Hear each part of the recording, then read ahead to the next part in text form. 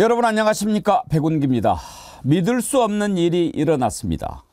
윤석열 대통령이 어제 전주에서 열린 전북특별자치도 출범식에 참석했는데 참석한 여야 의원들과 인사를 나눌 때 이 지역 국회의원인 진보당 강성희 의원이 국정 기조를 바꿔달라. 그렇지 않으면 국민이 불행해진다. 이렇게 얘기를 하니까 경호원들이 강 의원의 입을 틀어막고 강제로 끌어낸 일이 벌어진 겁니다. 이게 있을 수 있는 일입니까? 일반인도 아니고 국회의원입니다. 국민의 대표가 대통령한테 그런 말도 할 수 없습니까? 틀린 말도 아니지 않습니까? 일반인이라고 해도 민주국가에서 그렇게 할 수는 없습니다. 귀에 거슬리는 소리를 하는 것이 대통령에게 위해를 가하는 겁니까? 아무리 생각해도 이건 아닙니다. 백운계 정치 1번지 시작합니다.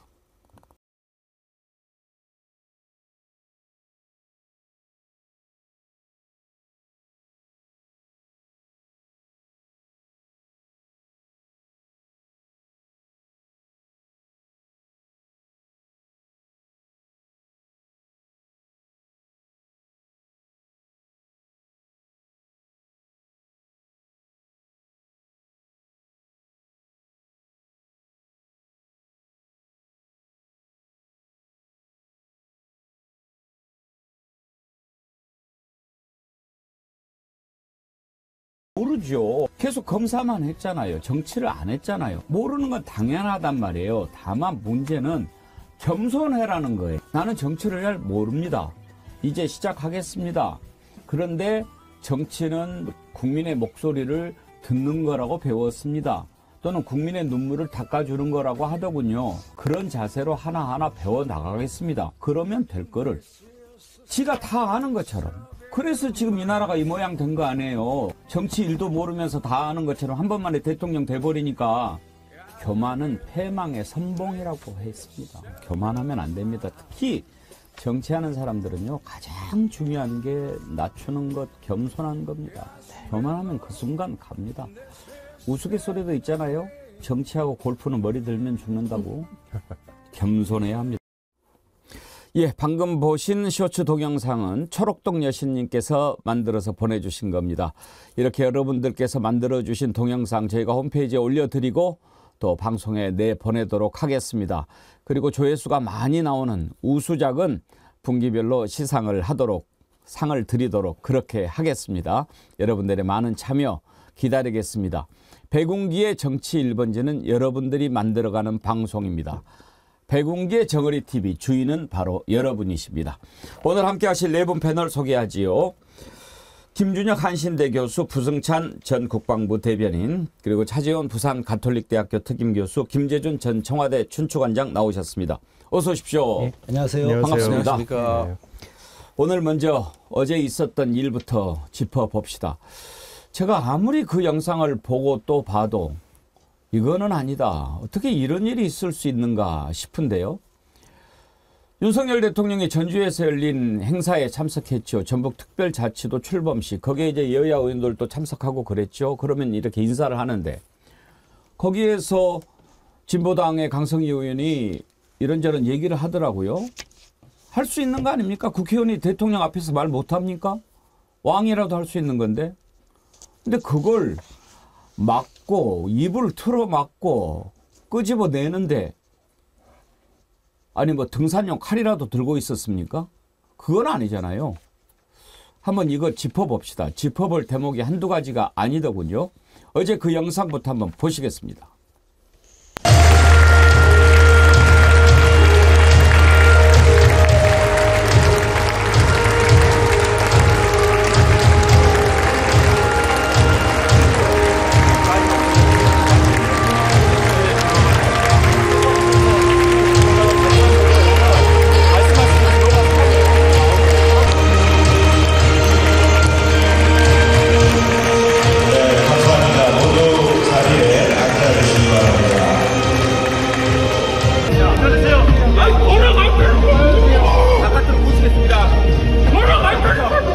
네, 여러분 반갑습니다. 오늘 행사에 와주신 MT 방송 우진수하고 있습니다. 반갑습니다.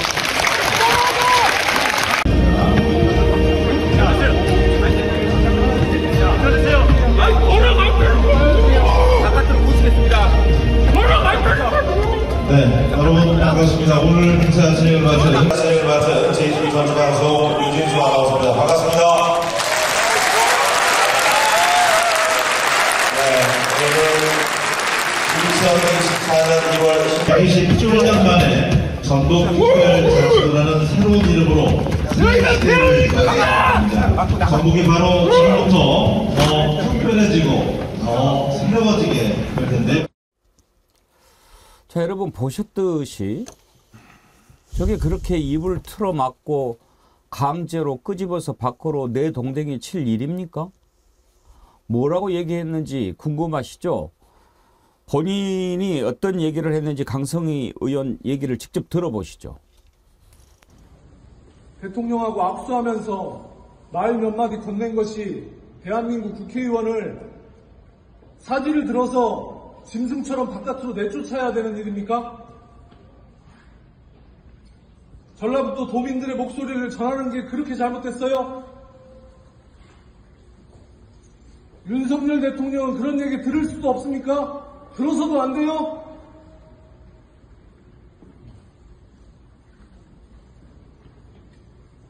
붙여주세요. 또 그 강성희 의원이 기자회견한 내용이 있죠. 들어보겠습니다. 저는 윤석열 대통령과 악수하면서 국정 기조를 바꿔야 합니다. 라고 인사를 건넸습니다. 그런데 이 순간에 대통령 경호원들이 달려들어서 저의 입을 틀어막고 사지를 들어서 끌어내고 행사장 밖으로 내동댕이 쳤습니다. 경호원들이 강제로 끌어내는 과정에서 소리를 지르고 싶었는데 입이 막혀서 얘기를 할 수 없었고 안경까지 빼앗겼습니다. 이후 다시 행사장에 들어가겠다고 했으나 경호원들의 제지로 들어가지 못했습니다. 전북 도민의 염원이 담긴 특별자치도 출범식이었던 만큼 날선 비판보다는 국민의 마음을 담은 통상적인 인사를 전하려 했을 뿐입니다. 그런데 그 한마디가 그렇게 듣기 거북했습니까? 국민의 목소리를 대변하는 국회의원이 대통령한테 국민들을 대신해서 국민의 절실한 마음을 전달하는 것이 그리 큰 죄가 된단 말입니까? 국민들의 목소리에 귀를 닫는 윤석열 대통령은 독재를 넘어 황제가 되려고 한단 말입니까? 아니, 김준혁 교수님, 뭐 예를 들어서 대통령을 밀쳤다든지 위해를 가했다든지 욕설을 했다든지 이런 것도 아니고 네. 국정 기조를 바꾸십시오. 나라가 불행해집니다. 그걸 국회의원이잖아요. 네. 그 얘기한 것이 그렇게 잘못됐습니까? 아니, 있을 수 없는 일이죠. 국회의원이 그런 이야기 하라고 국회의원 하는 거 아닙니까? 그런 이야기 대통령한테 하라고 국민들이 선택해서 국회의원을 만들어준 거고, 국회의원은 그 이야기를 대통령 앞에서 당연히 해야 될 것인 거죠. 그런데 이렇게 경호원들이 막 끌고 나간다? 제가 뭐 많은 분들이 이따 또 추가로 더 이야기를 하시겠지만 제가 두 가지만 좀 말씀을 좀 드리고 싶습니다. 조선시대 이야기하고 좀 비교를 해보면 좀 쉽게 이해가 될 것 같은데, 조선시대 왕의 권위가 높든 낮든 왕에 대해서 인정을 하게 되죠. 그래서 보통 정승들도 왕한테 이야기를 할 때 이마를 이 마루 바닥에 댑니다. 예, 들고 얼굴 보고 이야기하는 게 아니고 처음 시작은 바닥에 대고 이야기하고 나지막하게 이야기를 하죠. 그러면 이제 왕이 그 경은 고개를 들고 이야기하시오라고 이야기합니다. 이만큼 왕에 대해서 지극히 높게 이야기를 해도 왕에 대해서 직설적으로 당신은 이게 잘못이오, 이게 잘못이오 이렇게 막 엄청나게 이야기를 합니다. 전하는 국왕으로서 자격이 없습니다. 이렇게 대놓고 이야기해요. 지금 국정기조 바꾸십시오는 아무것도 아니에요. 정말 아무것도 아니. 그렇게 세게 이야기해도 왕이 야, 저놈 끌고 나가서 죽여. 저놈 끌고 나가. 이런 거 하지 않습니다. 왜 그러느냐? 바로 그렇게 세게 이야기를 하는 것을 받아들일 수 있어야지 국정을 제대로 운영할 수 있기 때문에 그런 거죠. 아니, 이거는 진짜 조선시대만도 못한 상황이잖아요. 예전에 영화 벤자민 버튼의 시계는 거꾸로 간다? 이거 지금 대한민국이 윤석열의 시계는 거꾸로 간다는 상황이 돼버린 겁니다. 여기 하나 더 말씀드리고 싶은 것은, 저는 어제 김진표 국회의장이 전 성명서 낼 줄 알았습니다. 예. 국회의장이 대한민국 국회의원을 모독한 거다. 예. 이거는. 그러면 대한민국 전체 국민 중에 300명이 국회의원이에요. 이건 정말 대단한 역할을 하는 사람들이고 이 사람들은 행정부를 견제하는 입법부로서의 역할을 하는 사람인데 이렇게 대한민국의 국회의원 한 사람이 대통령 그 경호원들에게 이런 능욕을 당했는데 국회의장이 한마디도 하지 않고 있고 그러네요. 그리고 여야 국회의원들이 아무 말도 하지 않는다. 이거는 정말 있을 수 없는 일입니다. 이건 스스로가 국회의원은 스스로가 모독하는 길이고 국민을 모독하는 길이다. 그래서 오늘이라도 당장 저는 국회의장과 또 여러 국회의원들의 정말 격렬한 성명서가 있어야 된다고 생각합니다. 이런 일을 참 일찍이 본 적이 없습니다. 국회의원이 행사장에서 경호원들한테 입을 틀어막히고 끌려나가는데 사지를 들려서 끌려나가더라고요. 대통령실이 경호상 위해 행위라고 판단할 만한 상황이라 퇴장 조치를 한 것이다. 그렇게 밝혔는데 차지원 교수님 네. 저게 위해 행위라고 판단할 만한 상황이 된다고 보십니까? 저는 뭐 그렇게 보지 않습니다. 뭐 대통령 행사장 가신 분들은 알겠지만 그 들어갈 때 금속 탐지대 다 통과하잖아요. 그렇기 때문에 사실 대통령 위해를 가할 수 있는 뭐 흉기나 뭐 그런 무기들을 다 원천적으로 차단을 하고요. 사실 대통령 행사장에는 일종의 뭐랄까요, 그 지금 그 우리가 이 통신도 다 차단을 예. 시켜버리잖아요. 그만큼 상당히 그러니까 지금 많이 보호가 되어 있는 상황이고, 그리고 무엇보다도 국민의 대표인 국회의원이잖아요. 국회의원이 사실 이 강승희 의원이 지난번 국회 본회의 때 그 시정연설하러 왔을 때 그때도 팻말을 들고 뭐라고 이야기를 했거든요. 그렇기 때문에 아마 경호실 차원에서 아마 강승희 의원이 분명히 오기 때문에 어떤 식으로 뭔가를 할 거야. 그러면 나름대로 일종의 뭐랄까 매뉴얼을 만들어 놨을 거예요. 그러면 이렇게 할 경우에는 어느 정도까지 우리가 대응을 하고, 그렇기 때문에 아마 자기들 나름대로는 이 지금 봐서 지금 경호실 대통령실 이야기로는 대통령이 손을 잡고 이렇게 땡겼다는 거잖아요. 뭐 그런 부분들을 자기들이 앉아 자의적으로 판단했을 때 심하다 생각해서 미리 생각해놨던 매뉴얼에 따라서 그렇게 조치를 하지 않았을까 하는 생각이 드는데, 그렇다고 하더라도 그 기준 자체가 정말 잘못됐다는 것이죠. 우리가 이 비슷한 장면을 본 적이 있어요. 2009년도에 노무현 대통령 장례식장 때, 네. 그때 그 이제 경복궁 이사할 때 그때 백운우 예. 비서관이 이명박 대통령이 그때 조문하러 나갈 때 뭐라고 이야기를 했잖아요. 네. 그런데 그때도 입을 틀어막고 이렇게 분리를 시키지는 않았어요. 잠시 이 제지만 하고 그냥 뒀거든요. 그때 백운호 의원은 사실은 아무런 신분도 아니었습니다. 뭐 전직 의원이긴 했지만 지금 강승희 의원은 현직 의원이에요. 앞서 뭐 김진표 의장 말씀하셨지만 김진표 의장이 이번에 한동훈 비대위원장 방문받았을 때 한동훈 비대위원장한테 뭐라고 이야기한 줄 압니까?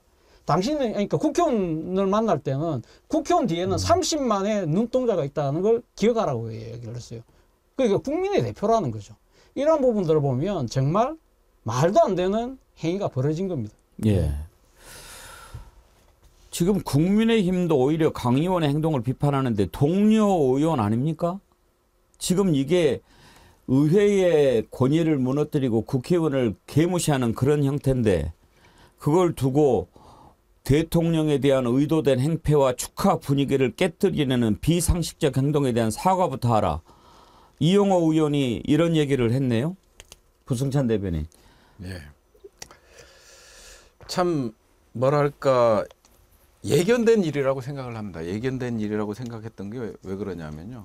이게 국회가 지금까지 보여온 20개월 동안 윤석열 정권 20개월 동안 국회가 행정부에 보여왔던 태도가 여기에 나타나는 게 아닌가. 그래서 저는 역으로 국회의 책임이 크다. 하나의 대의기관으로서 한 명 한 명이 대의기관이지 않습니까? 아까 뭐 차 교수님도 말씀하셨지만 30만이라는 얘기를 유권자들이 보고 국민들이 보고 있는 거고요. 한 명당. 근데 국회가 어떤 역할을 했냐 이거를 한번 되돌아볼 필요가 있다라는 생각이 들어요. 지난번 미국에서 이새끼 발언도 그렇고 지금 행정부는요 국회를 무시해 이겁니다. 그러다 보니까 이제 거부권이 남발하는 거고요. 이런 상황에서 저는 이 사태가 현 정부를 욕할 게 아니라 지금 국회가 어떻게 그동안 해왔길래 행정부가 국회를 이렇게 무시하느냐 이런 거고요. 또 하나는 이제 김용현 경호처장의 문제라고 생각을 합니다. 저는 이제 제 책에도 김용현이 경호처장이 되면 제2의 차지철이 될 것이다. 이렇게 대놓고 썼거든요. 그 정도로 이 권위주의적 성격을 갖고 있고 그다음에 기회가 되고 그다음에 대통령한테 잘 보인다고 생각을 하면 무엇이든 할 사람입니다. 그러다 보니까 이거는 대한민국 헌법 1조 대한민국은 민주공화국이다라는 그 헌법이 규정한 거를 어기는 행태이기 때문에 대통령 사과뿐만 아니라 경호처장 이거에 책임지는 경호처장을 당장에 경질시켜야 된다. 저는 이런 입장입니다. 김재중 관장님, 네. 도대체 이 나라 무너지는 것을 어디까지 봐야 될까요? 이 경호 문제는 이번에 사태는 사실 이제 과잉 심기 경호의 이제 결과물인데요. 아까 이제 부승찬 대변인께서도 말씀하셨듯이 이게 이제 대통령의 심기를 잘 맞추려고 하다 보니까 이렇게 벌어진 일이긴 한데 이게 짚고 넘어갈 문제가 너무 많아서 또 저 같은 경우는 제1부속실에서 3년을 선임 행정관을 공부를 했기 예. 때문에 저희는 이제 경호하고 아주 밀접하게 그렇죠. 일을 했고 실제 경호하고 저희 이제 막 소통을 많이 하고 근데 저희 정부 때하고는 너무 다른 거예요. 기억하실지 모르겠지만 2020년 3월 27일 날에 이제 대전 현충원에서 있었던 제5회 서해 수호의 날 네. 행사 때 그때 고 민평기 상사의 모친께서 행사 중에 전혀 예정에도 없었는데 분향을 하고 계셨는데 나오셨어요. 예. 대통령이 손을 잡으면서 이제 뭐 질문을 하셨죠. 대통령님께서 이제 분향을 하시면서도 뭐 이제 그거에 응답을 하셨고 그때 어떤 경호관도 가서 제지하지 않았습니다. 그건 우리 경호가 국민을 바라보는 태도인 거예요. 저희 정부 때는 열린 경호, 낮은 경호를 지향했기 때문에 대통령님께서 그걸 직접 다 대응을 하셨단 말이죠. 어떤 경호원도 제지하지 않았어요. 이런 상황이었으면 이 정부 같았으면 그 상황에서도 어머니를 들고 모시고 나갔겠죠. 진짜 들고 입을 막고 다 나갔겠죠. 또 2020년도 10월 28일 날 시정연설을 하셨는데 그때 야당 의원들께서 이제 국회의사당 본 회의장에서 호성을 지르시고 피켓팅을 하고 했단 말이죠. 누구도 그거 제지하지 않았어요. 그거 당연한 거 아닙니까? 아까 말씀하셨듯이 국민의 대표가 국민의 뜻을 전하지 못하면 국민의 대표를 왜 뽑습니까? 그리고 대통령도 국민이 선출한 권력이고 우리 국회의원들도 국민이 선출한 헌법기관 아닙니까? 대등하게 얘기를 할 수 있으라고 뽑아놓은 거 아닙니까? 왕정을 허물을 때 시민혁명의 결과물 이후인데 그래서 저희 정부 때는 그걸 다 허용했단 말이죠. 대통령께서 그걸 다 들으시고 듣기 싫은 소리가 많죠. 야당이 하는 소리 어느 대통령이 다 듣기 좋아하겠습니까? 그러나 그 얘기를 들어야죠. 듣고 오시면 그래 한 번 더 생각하시지 않겠습니까? 그래서 얘기를 야당의 의원들도 얘기를 하게 되는 거예요. 근데 이거는 어떤 장소의 특수성이 아니라 이게 뭐 의사당이 아닌 뭐 외부에서 행사하니까 저렇게 강하게 제재하고 이거 사람 진짜 끌어내듯이 예. 한다는 게 말이 됩니까? 이게 장소의 문제를 얘기할 수도 없고 위해라고 하는데 손을 당기는 거? 그건 아니죠. 이게 대상의 문제죠. 저는요, 경호실은 그렇게 할 수도 있다고 봐요. 그렇게 하면 안 되지만, 뭐냥 대통령, 뭐 요즘 심기 경호 그런 얘기 하지 않습니까? 그게 위해를 떠나서 대통령 마음 불편할까봐 그렇게 했을 수 있죠. 잘못된 거지만. 그러면 그때 대통령이 꾸짖어야죠. 그러면 안 된다. 이 나라의 국회의원이다. 그런 얘기 얼마든지 할 수 있는 거다. 당장 그 손을 놓아라. 이래야죠. 그래야 대통령이 대통령 아닙니까? 아니 어떻게 대통령이 한 나라의 국회의원이 경호원들한테 입을 틀어막히고 질질 끌려나가는 거를 보고 그대로 있단 말입니까? 말이 안 되죠. 그리고 이번에는 이제 또 어떻게 해명을 할지 모르겠어요. 뭐 위해라고 그러는데 지우 아빠 헨리 님이요. 대통령실에서 손을 놓지 않고 고성을 질렀다는데 영상을 몇 번 돌려봐도 상당히 점잖게 말하더군요. 제2의 바이든 때처럼 이제는 국민의 귀가 아닌 눈을 바보로 만들겠다는 겁니까? 그렇게 얘기합니다. 한번 어떻게 할 건지 한번 봅시다. 정말 그건 국민들이 보고 저거 모르겠어요. 100번 양보해서 일반인이 대통령이 들어오는데 막 야유를 하고 또 뭘 던진다거나 뭐 종이를 막 던지다거나 그랬을 경우에는 끄집어낼 수 있겠죠. 아, 대통령하고 악수하는 국회의원 아닙니까? 거기에서 국회의원이 대통령한테 욕하는 것도 아니잖아요.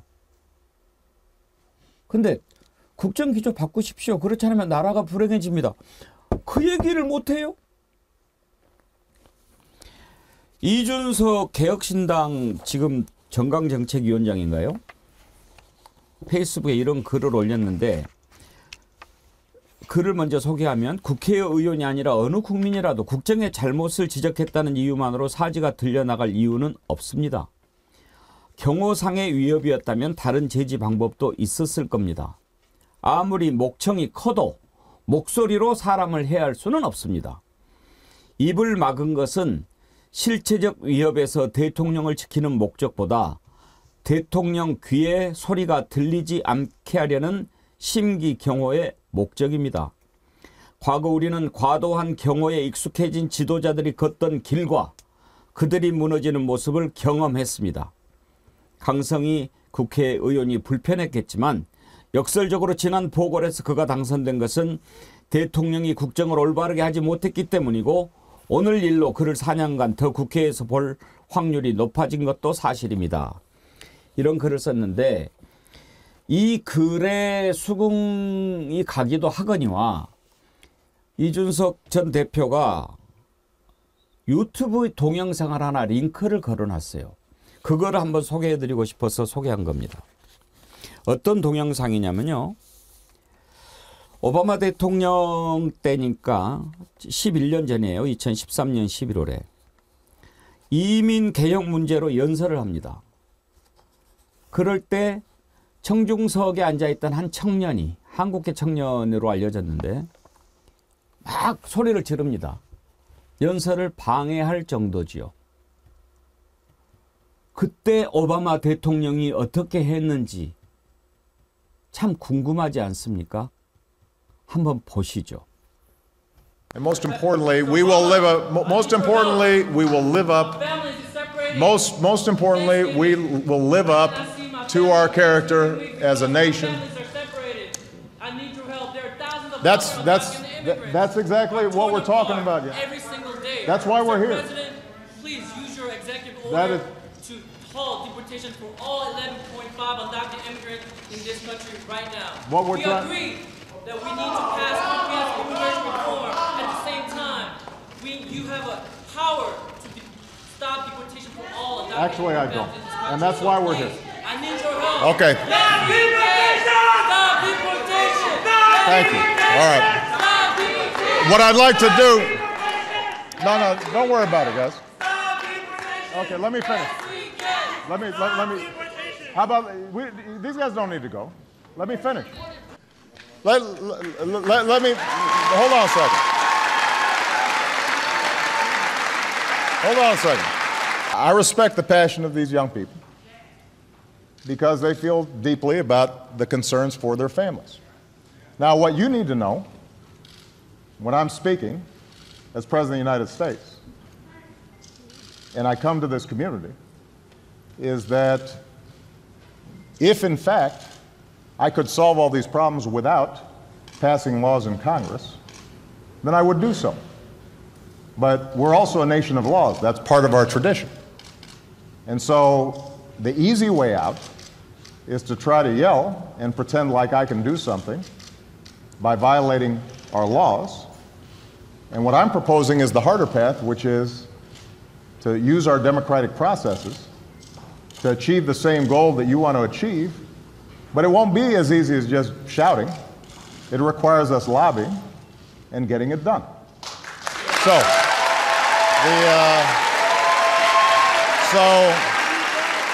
so for those of you who are committed to getting this done, I am going to march with you and fight with you every step of the way.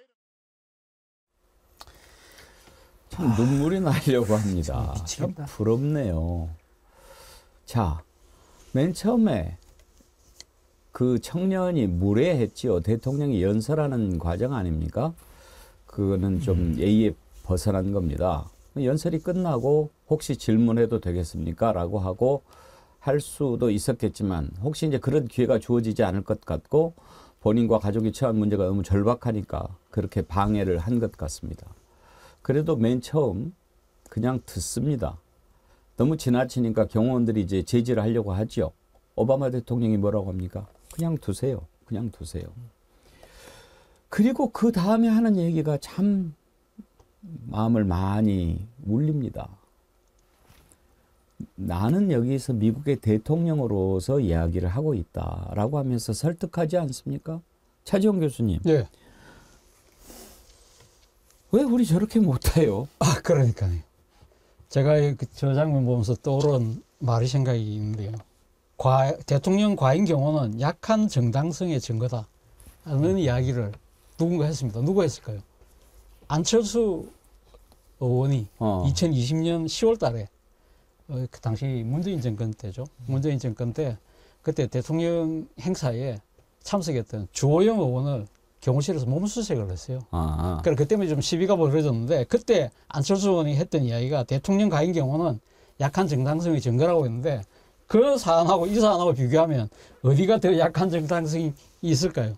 저는 뭐 사실 그래서 뭐 오바마 대통령 위대한 소통가잖아요. 그래서 뭐 저런 측면을 우리가 윤석열 대통령이 감히 기대할 수는 없지만 저는 그래도 처음에 시작할 때는 좀 일말의 기대가 있었어요. 소위 말해서 도스태핑 할 때 상당히 뭔가 소통을 하는 자세를 보였는데 뭐 그것도 지금 흐지부지되고 지금 기자들로부터 질문을 안 받은 지가 벌써 1년 8개월이 되어가고 있습니다.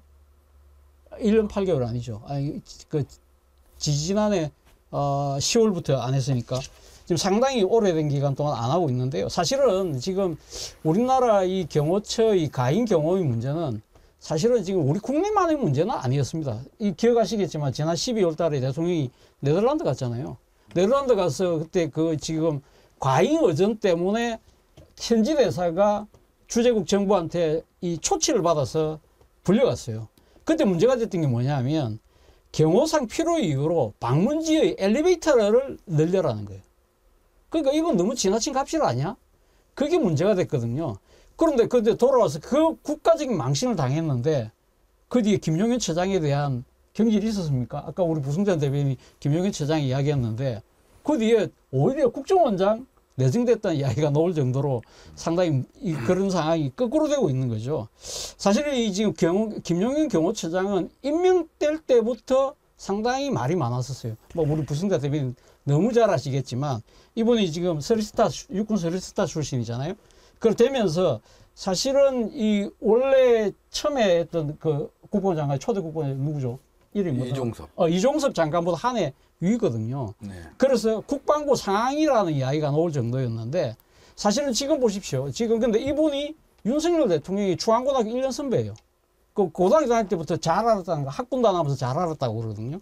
근데 지금 대통령 그림을 감아보면 대통령 주위에 항상 대통령 그 경호실의 수행부장이 항상 뒤에 따라다니는데 그 사람보다 경호처장이 얼굴이 더 드러나요. 그만큼 지금 국방부 상황이 아니라 지금 어떻게 보면 상당히 지금 국정에 지금 개입하고 있다는 그런 의혹들을 많은 사람들이 할 정도로 지금 그만큼 경호처의 파워가 엄청나게 세다는 거예요. 저는요, 지금 이 문제를 과잉 경호 문제로 이렇게 규정을 하는 것도 사실은 본질에서 좀 벗어난다고 생각합니다. 이건 대통령의 문제지 과잉 경호의 문제인가 이렇게 생각하는데요. 과잉 경호 얘기가 나왔으니까 지금 경호처장 얘기 나왔는데 최근에 어떤 문제가 있었는지 기억하실 겁니다. 김재중 관장님. 네. 네덜란드 국빈 방문 갔잖아요. 네. 국빈 방문하기 전에 네. 네덜란드에서 주 네덜란드 한국 대사를 초치를 했죠. 네. 왜 초치를 했냐? 국빈 방문을 하는데 그야말로 손님 아니에요. 해도 너무한다 이거죠. 뭐 그때 들리는 얘기로 엘리베이터가 뭐 몇 대가 어디에 있고 몇 평이냐 뭐 그것을 다 보내라 어디 이렇게 했다는 거예요. 그러니까 아니 우리가 손님으로 가면 어떻게 뭐 저 선물을 준비할까 이런 거를 하는 것이 손님이지. 야, 그 집 화장실에 휴지는 제대로 걸려 있는지 확인해 봐라. 이렇게 하는 것이 손님의 자세는 아니잖아요. 그럼요, 당연한 거죠. 저는 이제 그 청와대에 있을 때 국빈 방문을 가게 되면 국빈이든 실무든 공식이든 그러면 이제 정부에서는 정부 합동 답사단이라는 일종의 이제 외교단을 꾸립니다. 그거는 이제 외교부 의전장실, 그다음에 청와대 뭐 부속실, 의전, 경호 해서 다 가서 이제 사전 답사를 하는 건데 당연히 저희 정부 때는 가면 그 나라의 로마에 가면 로마의 법을 따라야 되고 그 나라의 외교부에서 제공하는 것들을 이제 쭉 협의를 하죠. 그 중에는 이제 우리한테 이런 문제가 있으니까 이런 걸 좀 해달라 뭐 이런 경우들도 요구가 있을 수 있지만 그 유럽의 경우에는 대부분의 건물들이 오래됐기 때문에 오래된 건물에 후에 엘리베이터를 만들었기 때문에 실제 대통령과 국왕이 타는데 4명이 타면 빠듯한 왕궁에 그런 엘리베이터가 있는 데가 허다해요. 그래서 엘리베이터나 이런 문제들은 애초에 논의의 대상이 아니고요. 당연히 그 엘리베이터에 문제가 있으면 엘리베이터를 누구누구를 태울 거냐, 누구누구가 수행을 할 거냐를 고민하면 되는 것이지 그걸 늘려달라고 하진 않죠. 이게 우리나라의 사실 이제 국격이 많이 떨어진 문제이기도 하고 지금 경호처가 저는 이제 이거 같아요. 경호에 기본적으로 대통령의 성정과 성향에 따라서 그 시대에 그렇죠. 경호의 스타일은 바뀐다. 제가 감히 얘기를 하자면 기억하실 겁니다. 아마 2017년도 5월 18일 날 그때 이제 5.18 광주에 문재인 대통령께서 가셨어요. 그리고 행사를 마치시고 이제 퇴장을 하시고 이동을 하실 때 그때 갑자기 행사장에서 쓰러진 분이 계셔서 구급차가 가는데 대통령님 모터케이드가 앞을 가고 있었단 말이에요. 예. 그때 우리 대통령님의 모터케이드가 길가로 정차를 해주고 구급차를 먼저 보냈단 말입니다. 대통령 차량은 경호상 정차를 하면 안 정차할 되잖아요. 수가 없습니다. 그건 예. 경호상 사고입니다. 예. 예, 그 저격의 위험이 있기 때문에 경호상 사고인데 그걸 그때 당시에 주영훈 처장께서 결단을 하신 거예요. 왜? 대통령이 성정을 아시기 때문에 사람의 목숨이 먼저다. 그렇게 판단을 하셨기 때문에 경호처장이 감히 할 수 있었던 거죠. 그러니까 제가 아까 이제 얘기의 논의가 경호처장의 과잉 뭐 이런 건 대통령 성정을 맞추니까 거기에 이걸 하려고 하니까 그렇죠. 김영현 처장이 그렇게 할 수밖에 없는 거예요. 만약에 저 상황에서 그냥 놔뒀다. 그러면 분명히 안 그래도 윤석열 대통령께서 그랬을 거 아닙니까? 김영현 처장한테 당신 뭐 했냐. 그럼 김영현 처장은 밑에 경호관들을 했겠죠. 그럼 경호관들은 너무 예견되는 문제가 있기 때문에 그렇게 할 수밖에 없는 거예요. 그래서 경호의 스타일은 대통령의 공감합니다. 성향에 좌우된다. 그러니까 제가 그 말씀을 드리는 거예요. 이거는 과잉 경호라고 해서 경호처의 문제로만 넘어가서는 안 된다. 경호처장은 대통령하고 항상 붙어 있지 않습니까? 경호할 때. 그러면은 저 대통령이 어떤 스타일이다, 어떤 성격이다 알잖아요. 만약에 이렇게 했을 때 가가지고 뭐 이러면 어떻게 되겠어요? 그러니까 필마오님, 지도자의 몸은 2024년에 머릿속은 1970년, 80년대를 헤매고 있는데 변화를 바라는 국민들이 안타까울 따름입니다. 완전히 옛날에 멈춰 있는 거죠. 김준혁 교수님, 우리가 참 그 대통령 경호실장들의 행태, 말로 이런 거 많이 보지 않았어요? 뭐 가장 대표적인 게 뭐 차지철 뭐 이런 거죠. 제가 좀 아까 우리 김재준 관장님 말씀드리면서 예전 생각이 나더라고요. 저 문재인 정부 때 네. 청와대 경호실에서 특강을 요청해가지고 인문학 강의하러 갔었어요. 그래서 그때 이제 그 우리의 인권 또 소통 또 그 뭐 옛날 제가 뭐 종조 전공자였으니까 이제 종조 시대 때 인권과 소통에 대한 이야기를 이제 하게 됐죠. 그래서 끝나고 나서 물어봤습니다. 아니 경호실이 이런 것도 합니까? 그랬더니 아 이런 게 중심이 되는 거죠. 그래야지 제대로 된 참된 경호할 수 있는 거 아닙니까? 제가 아니 경호실은 뭐 이거 막 사람들 어떻게 하면 잘 보호하고 이런 거 교육이 더 중심 아니냐 그랬더니 이런 교육이 인문학 교육이 더 중요하다라고 이야기를 했는데 제가 먼저 여쭤보고 싶습니다. 이 방송을 보시는 또 많은 시청자분들도 역시 한번 같이 질문을 드리고 싶은데 우리 동양 사회에서 가장 역사적으로 이상적인 시대가 언제였느냐라고 이제 질문을 하게 되면 보통 많은 사람들이 좀 아시는 분들은 이제 우리 중국 이야기를 보통 많이 했었으니까 요순 시대 아니냐, 요임금 순임금 시대 아니냐 이렇게 이야기를 하죠. 맞습니다. 다들 요순 시대라고 이야기하고 있고 세종도 요순 시대, 정조도 요순 시대를 쫓아가려고 했는데 그럼 왜 요순 시대냐? 요순 시대 백성들이 그 나라에 임금이 존재하는지를 몰랐어요. 임금이. 왜냐하면 너무 평화롭게 하기 때문에 임금이 존재하는지 몰랐는데 임금의 궁궐이 어디 있는지도 몰랐어요. 왜? 작은 초가집이어가지고. 완전히 탈권위의 모습을 보여주는 거죠.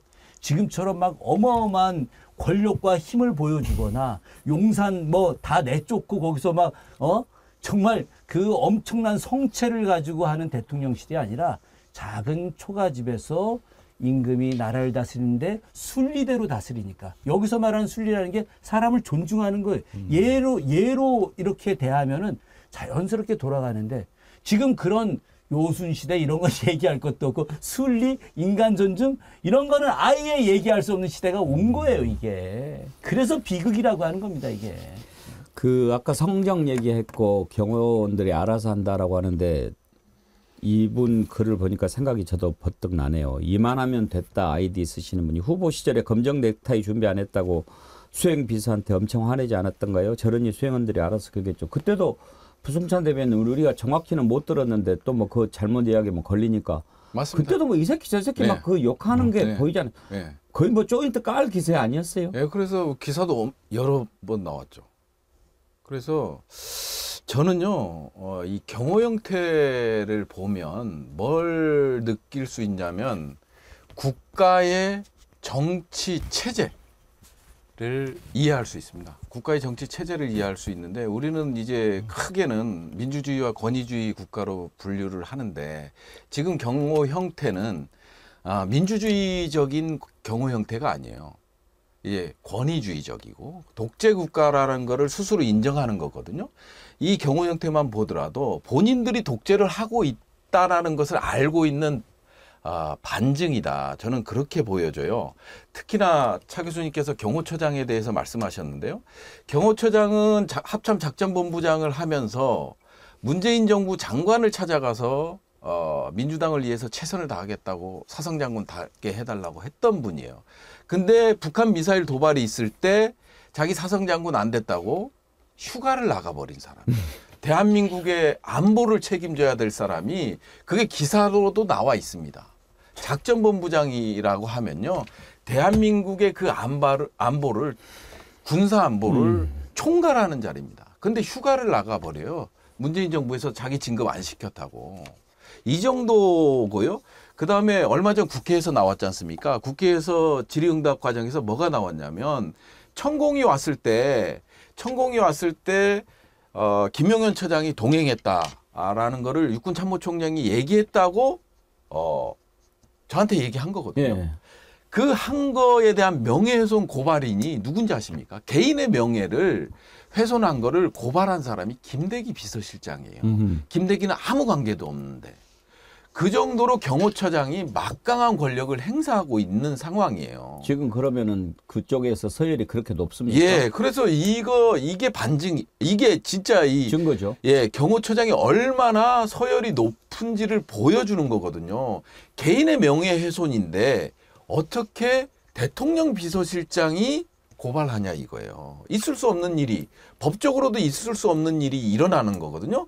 그리고 김대기 실장은 국회에서 김병주 의원께서 그 질문을 하니까 아니 제가 고발한지는 잘 모르겠다. 이렇게 또 본인이 해놓고. 예, 답변해 버리거든요. 그거를 제가 어떻게 알았냐면 서울경찰청 조사받으러 갔는데 아니 대체 피해자가 누구냐? 그랬더니 김용현 경호처장이래요.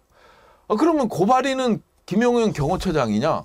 그랬더니 아니래요. 비서실장이 고발인이래요. 아니 비서실장이 대통령이나 영부인, 여사도 아니고 어떻게 자기보다 서열이 낮은 경호처장을 대리해서 고발해 주냐. 이게 말이 되냐. 그랬더니 그렇게 올라왔기 예. 때문에 저는 조사를 하는 거다. 그래서 이게 정말 경호처장도 알고 있는 거예요. 어디 가서 큰일을 당할 수도 있다. 우리 부의원이 어디 가서 큰일을 당할 수 있다. 왜? 스스로 독재를 하고 있는 것을 알고 있다라는 거죠. 예. 얼마나 이런 일들이 더 일어날지 참 암담한데요. 쪼양님이 이런 글을 보내주셨네요. 우리나라에도 국민의 목소리를 듣는 대통령이 있던 시대가 있었다고 합니다. 옛날 얘기 같이 하셨는데 노무현 대통령 때인가 봐요. 공식 행사에 휠체어를 타고 온 장애인분이 하고 싶은 말이 있다고 할 때 3분만 말씀하시라고 해서 듣고 더 말씀하실 게 있으면 행사를 취소해서라도 더 듣겠다고 하셨던 노무현 대통령. 정말 지금 상황과 너무 비교되네요. 우리 차지영 교수님이 노무현 정부 때 청와대 출입하지 않으셨나요? 네. 이런 그 기억이 나시나요? 저 노무현 대통령 행사를 참 많이 취재를 풀기자로 많이 갔었는데 저는 뭐 그렇게 그러니까 경호와 관련해서 뭐 그런 부분들이 특별히 떠오른 그 기억은 별로 없습니다만 뭐 노 대통령의 그런 뭐 이 스타일 상 보면 상당히 좀 열린 경우 뭐 좀 이 시민 친화적인 경우 이런 걸 많이 표방을 했죠. 표방을 했기 때문에 뭐 그런 문제들이 크게 드러나진 않았는데 저는 뭐 앞서 지금 김용현 처장이 이야기했는데 결국은 지금 대통령의 그러니까 지금 그 경호에 대한 생각 이런 부분들이 아까 성정이라 말씀하셨지만 지금 김용현 처장하고 사적 인연이잖아요. 그렇기 때문에 김용현 처장이 아주 뭐 그러니까 대통령한테만 오로지 충성하는 그런 부분들에 대해서 그걸로 인해서 발생하는 여러 가지 문제들에 대해서 윤 대통령도 아마 뭐 듣는 건 있겠죠. 그러나 그런 부분들에 대해서 전혀 마음에 새기지 않는다는 거예요. 그런 것들이 상당히 문제라는 거죠. 예. 제가 아까 오바마 대통령 영상을 보여드렸는데 꿀꿀꿀님이 굳이 오바마까지 안 가도 노통 문통은 다 들어주셨어요. 고재덕님 저를 혼내셨네요. 오바마 대통령의 인격을 견줄 사람과 비교해 주세요. 그러셨는데 정말 보고도 믿기지 않는 그런 장면이었습니다. 그런데요. 부부가 좀 똑같다는 이런 생각 안 드십니까? 인격이라고 생각합니다. 인격. 그 자기 자신을 갖고 왔던 것들이 다 드러나는 거죠. 명품백을 받는 것도 그렇지만 어떻게 민간인 그것도 자기보다 더 나이가 많은 목사님을 만나는데 그렇게 옷을 그냥 편하게 차려입고 다리 올리고 가르침 탁탁 뱉고 이렇게 할 수 있나요? 정말 상상하기 힘든 일 아닙니까? 그런 사람을 이제 그런 생각이 들었어요. 어제 영부인 쓰지 않는다. 사실 영부인이라는 말을 쓰지 않기로 한 것은 그게 너무 권위주의적이라서 이제 뭐 영부인이라고 쓸 필요가 있겠느냐. 그렇게 해서 영부인이라는 말을 안 쓴 건데 그 영부인이라는 말을 붙여줄 만한 사람인가는 그런 생각이 좀 들었습니다. 오늘 오바마 대통령 얘기를 많이 하게 되는데요. 진작에 읽었던 미셸 오바마 자서전이 있습니다. 비커밍이라고 하는 자서전이 있는데요. 거기에서 이런 부분을 좀 여러분과 나누고 싶어서 따왔습니다. 미셸 오바마가 쓴 자서전에 보면 우리는 버락에게 주어진, 여기 버락은 이제 버락 오바마를 얘기하는 겁니다. 버락에게 주어진 호화로운 혜택을 나눠받은 수혜자에 불과했다. 우리가 중요한 존재인 것은 우리가 행복해야 버락이 행복하기 때문이었고 우리가 보호받는 것은 만약 우리가 안전하지 않다면 버락이 맑은 정신으로 나라를 이끌 수 없기 때문이었다. 그러니까 미셸 오바마는 대통령 부인으로서 자신의 위치가 어떤 자리인지 정확하게 인식하고 성찰한 거죠. 대통령의 위세를 얻고 내도 뭐하든 할 수 있어, 남북 문제 내가 할게, 이게 아니고 나는 내가 행복해야 내 남편 미국 대통령이 행복하고 그래야 나라가 잘 굴러가고 내가 잘 보호를 받아야 우리가 안전해야 이 사람이 맑은 정신으로 나라를 이끌고 가기 때문에 그렇다라고 얘기하는 거죠. 그러면서 또 뭐라고 얘기했는지 한 구절만 더 소개해 드릴게요. 전통이 내게 요구하는 역할은 부드러운 빛을 내는 것이었다. 대통령에게 헌신함으로써 잘 돋보이게 만드는 것. 대체로 국가의 일에 도전하지 않는 태도로서 국가를 돋보이게 만드는 것이었다. 이게 대통령 부인의 위치입니다. 미셸 오바마가 그런 마음으로 오바마 대통령을 도왔기 때문에 오바마가 그렇게 훌륭한 대통령으로 남아 있을 수 있는 것 아니겠습니까? 마치 내가 대통령인 양.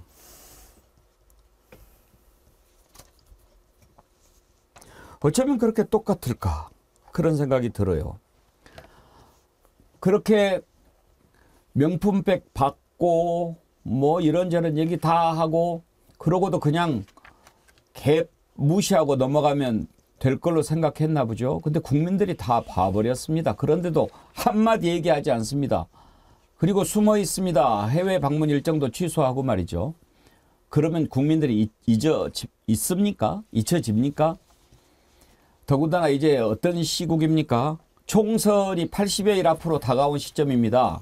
이런 상황에서 선거 치르면 폭망한다는 거 상식 있는 사람이면 다 알지요. 그래서 아무리 막아도 막 튀어나옵니다. 이거 풀지 않고 선거 치를 수 있을까요? 지금 국민의힘에서요. 김경률 비대위원 절차도 어겨가면서 뭐 공천 마치 줄 것처럼 한동훈 비대위원장이 손들었는데 연일 김건희 문제 물고 늘어집니다.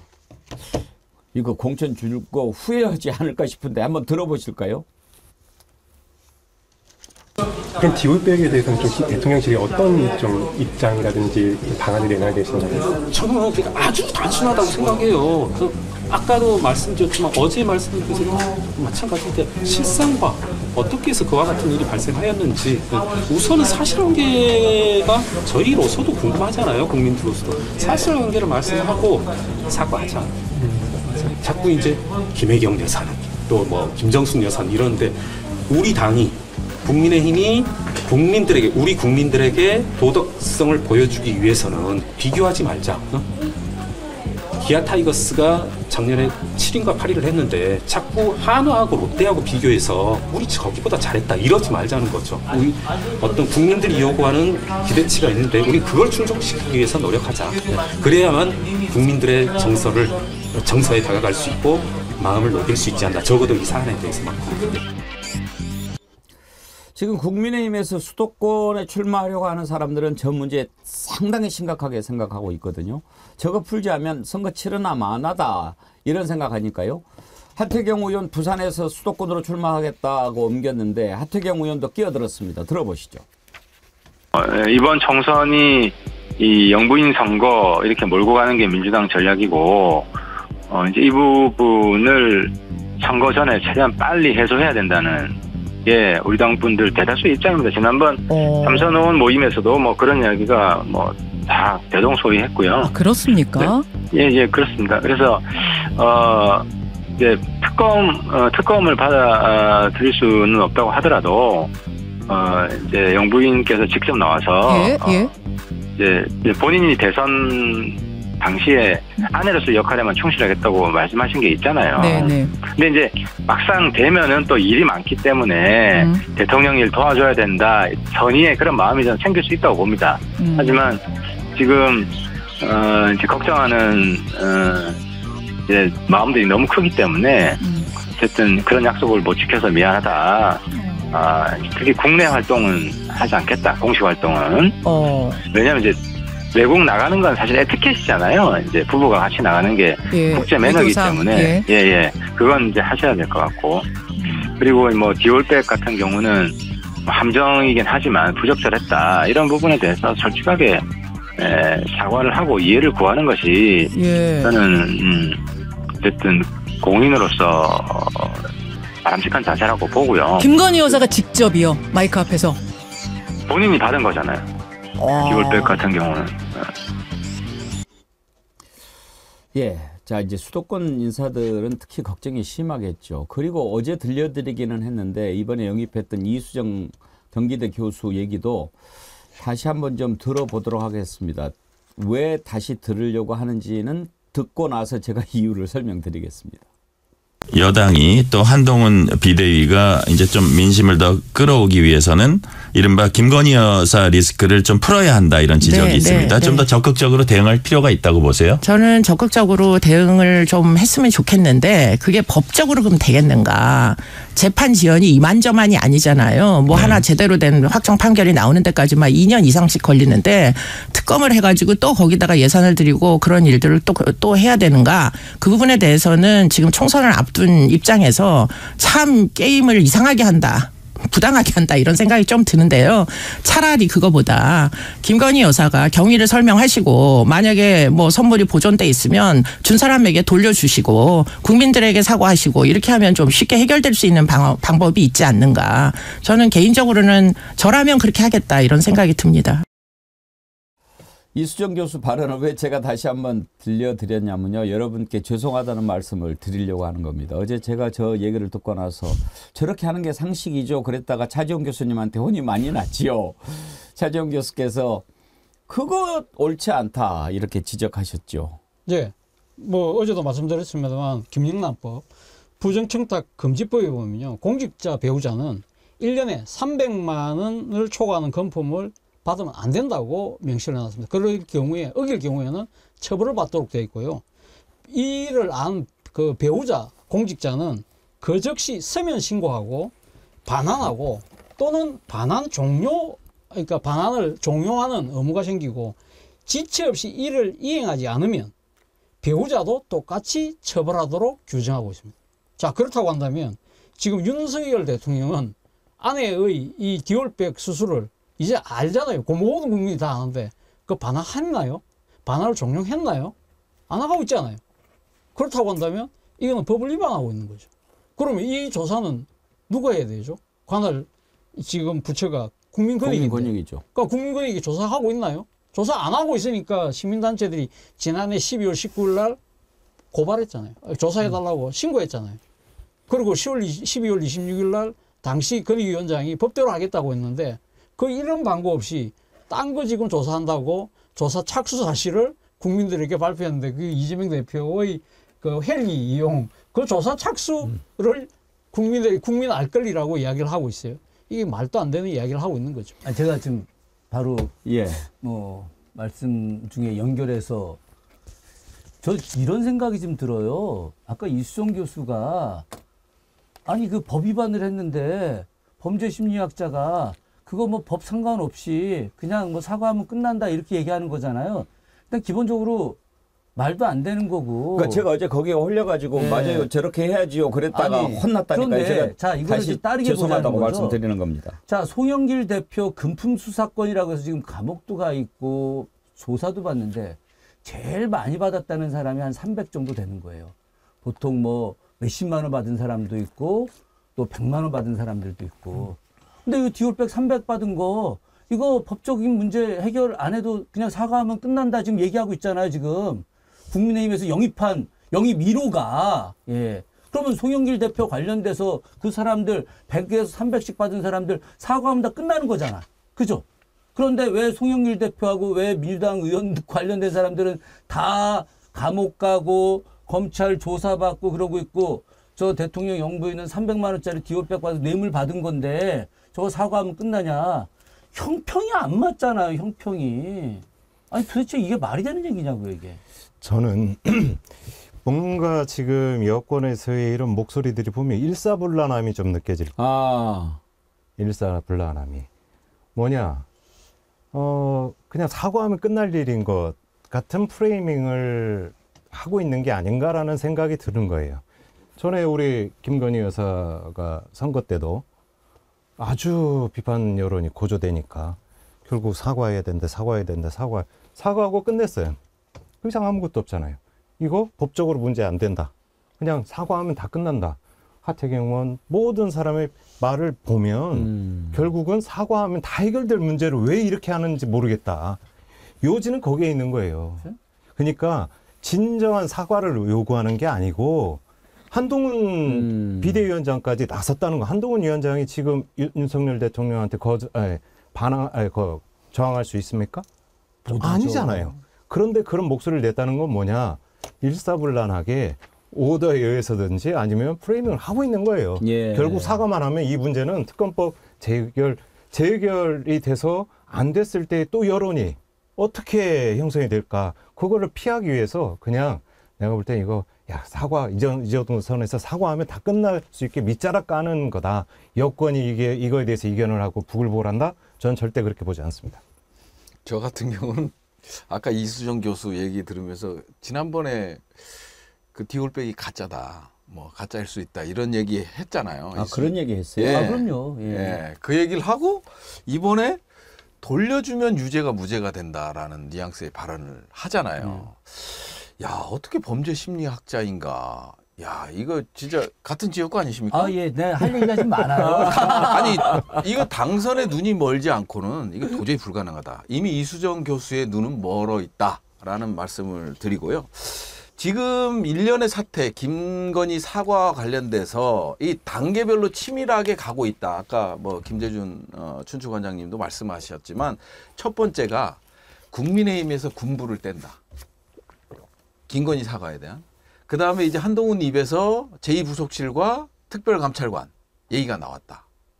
그 다음 세 번째가 종국적으로는 김건희의 사과로서 이 사건을 종결하자. 이 단계별이 있는 것 같아요. 그래서 국민의힘이 요구에 마지못해서 제2부속실 특별감찰관 제도를 부활하겠다.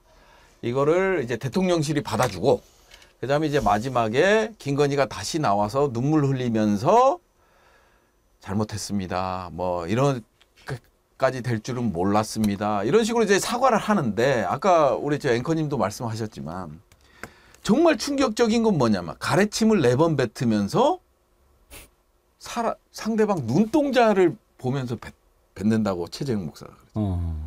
눈동자를 보면서 가래침을 뱉는 사람이에요. 우린 쑥스러워서 뭐 숨기거나 이러잖아요. 그런 사람이기 때문에 김건희는 절대 이번 사과를 국민들이 잘못 받아들여서는 안 된다. 분명 사과로 갈 겁니다. 안 그러면 국민의힘 폭망이기 때문에 사과로 가긴 갈 건데 우리가 지난번 사과 사건을 반면교사 삼을 필요가 있다. 이런 말씀을 드리겠습니다. 사사세님이요. 개 사과에 속을 국민들 없습니다. 동료 시민들 빼고. 정어리 절찬리 모집 중 아이디 쓰시는 분 어디 은근슬쩍 지나가려고 특검해야지 사과는 무슨. 백상아리님. 도둑질한 놈이 사과하면 다냐? 역지사지님. 사과로 죄를 퉁치자고 그게 뭔 헛소리냐? 조금숙님. 웃기지 마라. 얼렁뚱땅 사과로 넘어갈 거라고 보나? 국민이 바본가? 뇌물 주가 조작은 범죄다. 우리 국민들이 다 이렇게 깨어있어서 눈 똑바로 뜨고 쳐다보고 있습니다. 지금 어떻게 해서든지 이 난국을 돌파해보려고 연구에 연구를 하고 궁리하는 것 같은데 일단 너는 숨어있어 꽁꽁. 그리고 대충 뭐 임박해가지고 사과하고 그러면 또 뭐 요즘에 그런 얘기를 한다고 들었는데 보수 쪽 패널 한 사람이 나와가지고 혹시 들어보셨어요? 뭐 저는 못 들어봤는데 그랬다고 누가 그러던데 요즘에 김건희 여사님이 그 일이 있은 뒤로 너무 힘들고 괴로워가지고 거의 식음을 전폐하고 아주 뭐 식사를 하루에 한 끼도 못하고 그래가지고 아주 들었습니다. 헬스케지고 뭐 그러셨다고 뭐 대선 통곡을 했다 그러는데. 하여튼 뭐 방송에서 들었습니다. 그래요? 예. 어이고. 들었는데 이거 약간 좀 다른 건데 한번 좀 시간 나서 유튜브 한번 좀 보시죠. 정법시대 잘 아시잖아요. 예. 정법시대 제가 연구자입니다. 정법시대를 수시로 들어가서 봅니다. 우리 천공선사께서 우리 김건희 여사님을 위해서 무슨 말씀을 하시는지를 열심히 잘 들여다보고 있는데 최근에 했던 아주 유명한 또 방송이 하나 있어요. 천공이 이제 기생 이야기, 룸사롱 이야기를 하더라고요. 그래서 보셨죠? 예, 룸사롱의 특급 뭐 이런 그 도우미를 이렇게 힘 있는 사람들이 좌절할 때 찾아가서 거기서 위로와 격려를 받아가지고 큰 사람이 돼서 성공을 해서 다시 그 룸사롱 도우미를 찾아가서 고맙다고 인사를 한다. 결국 옛날 특급 기생도 그랬듯이 이 룸사롱 도우미가 나라를 위해서 굉장히 귀한 존재 같은 사람이다라는 이야기를 이제 방송에서 하더라고요. 그래서 내가 이 세상이 이제 미쳤구나. 진짜 미쳤구나 이게.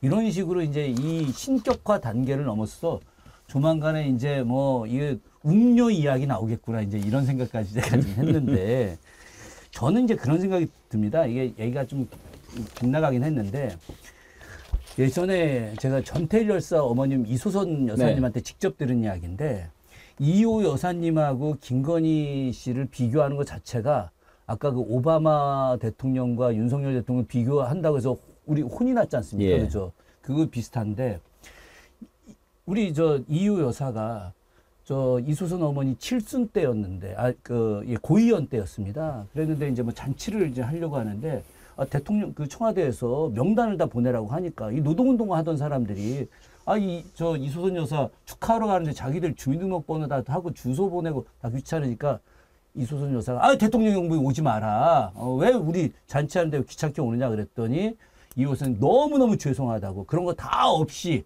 그런 거 경호 이런 거 일체 없이 그냥 가겠다라고 해가지고 그냥 잔치하는데 가서 축하하고 거기서 같이 노래 부르고 같이 막 기쁘게 있다가 이제 오셨는데 이게 진짜 대통령 영부인의 품격이죠. 가난하고 힘없는 사람들, 이 세상을 위해서 노력한 사람들을 함께 기뻐해 주는 거. 이게 대통령 부인의 역할인데 이게 지금 뭡니까 이게 지금? 아니 이거는요 그냥 인격도 아니고 아까도 말씀드렸다시피 정치 체제가 다른 거예요. 이호 여사가 그렇게 갈 수 있었던 거는 대한민국이 민주주의 국가이기 때문에 그랬던 거고요. 지금은 본인들도 느끼고 있지만 독재니까 그런 거예요. 독재 때 독재 국가 김정은만 보세요. 그 벤츠에 그 경원들이 몇 명이 붙어서 달립니까?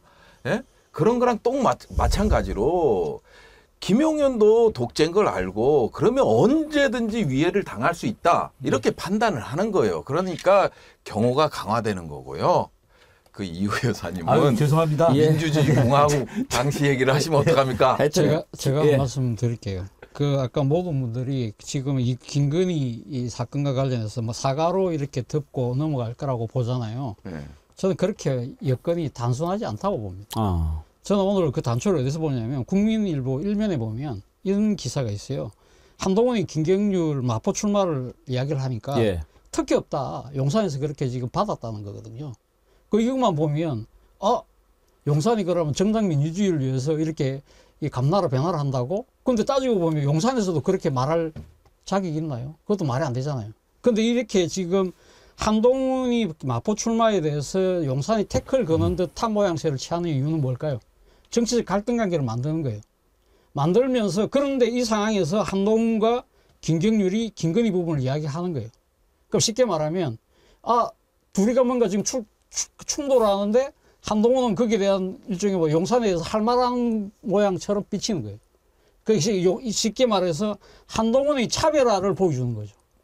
그러면서 근데 해법은 뭐다? 사과로 끝내. 이게 지금 김경률이 하는 이야기는 대통령 부부가 엎드려 사죄하라는 거거든요. 그러니까 사과로 퉁치고 지나가자는 거잖아요. 그러나 아까 제가 이야기했던 김영란법이라는 실정법을 위반하고 있는 거예요. 이 부분은 그러면 지금 어떻게 되는 거예요? 공중에 붕 날아가는 거예요. 그러나 더 크게 노릴 수는 뭐냐? 김건희 특검법에 대한 방탄 여론을 그냥 깔아뭉개고 가는 거예요. 그렇지 않습니까? 그러면 지금 다 사람 뒤올쁘게 해서 사과했니 안 했니 뭐 그걸로 끝나는데 더 중요한 부분은 사실은 김건희 특검법 거부권에 대해서 쉽게 방탄 프레임이 지금 빠질 수밖에 없는 것이 국민의힘의 딜레마거든요. 이게 넘어간다는 거예요. 그렇죠. 그런데 사실은 지금 김건희 특검법은 어제 제가 그 기사 보면서 생각한 게 그거예요. 어제 뭐예요? 그 지금 검찰에서 울산시장 사건과 관련해서 임종석하고 조국 전 장관에 대해서 지금 수사를 재기수사한다고 그래요. 그 이유가 뭡니까? 1심 판결에서 판결문 보고 한다는 거잖아요. 그럼 김건희 특검에 따르, 그러니까 김건희 주가 조작은 1심에서 뭐가 나왔어요? 김건희가 직접 이야기한 녹취록이 나왔어요. 그리고 또 하나는 지금 검찰이 의견문을 냈는데 23억의 이익을 취했다는 것이 나왔어요. 그럼 그거는 왜 안 합니까? 제가 어제 그 재기수사 착수하라는 그 기사를 보면서 참 많이 웃었어요. 첫째는 참 징글징글하다. 그런 거 하나 있었고, 둘째는 재기수사 저런 방법이 있었네. 그러면서 국민들이 희망을 좀 갖게 됐어요. 지금 뭐 도이치모터스라든지 또 여러 가지 의혹들 다 뭉개고 가잖아요. 나중에 재기수사하면 되지 않아요? 잘한 건지 잘못한 건지 자승자박인지 그건 잘 모르겠는데, 까멜리아님, 반품도 기한이 있지요. 이미 지난 상품 반품 거절합니다. 감옥으로 가세요. 까멜리아님 오랜만에 들어오신 것 같은데요. 자, 한동훈 위원장이 이것도 이제 들어보면 이것도 말인지 막걸리인지는 잘 모르겠습니다만, 아무튼 그동안에 계속 피해 다니다가 뭐 합의가 안 된 것을 어떻게 봤냐 이러다가 조금 달라진 모습을 보이기는 합니다. 방금 차지원 교수께서 지적을 해 주셨습니다만, 그런 것도 감안해서 발언을 한번 들어보시죠. 김건희 여사 기홀백 문제 관련해서 논쟁이 있었던 걸로 알고 있는데 이 사안에 대한 비대위원장의 입장은 어떻습니까? 그 얘기를 제가 이렇게 빨간 택배 옷을 입고 여기서 남의 업장에서 하긴 그런데 물으시니까 답하죠. 우리 국민의힘은 다양한 생각을 가진 사람들이 다양한 생각을 자유롭게 말할 수 있는 정당이고, 또 그럴 때 강해지고 유능해지는 정당입니다. 그 문제에 대해서 말씀드리면, 그 문제는 기본적으로는 함정 몰카이고 그것이 처음부터 계획된 것이 맞습니다. 그렇지만 저는 과정에서 분명히 아쉬운 점이 있고 국민들께서 걱정하실 만한 부분이 있었다고 저도 생각합니다. 그렇기 때문에 제가 제2부속실과 특별감찰관에 대한 검토 문제를 전향적으로 말씀드렸던 것입니다.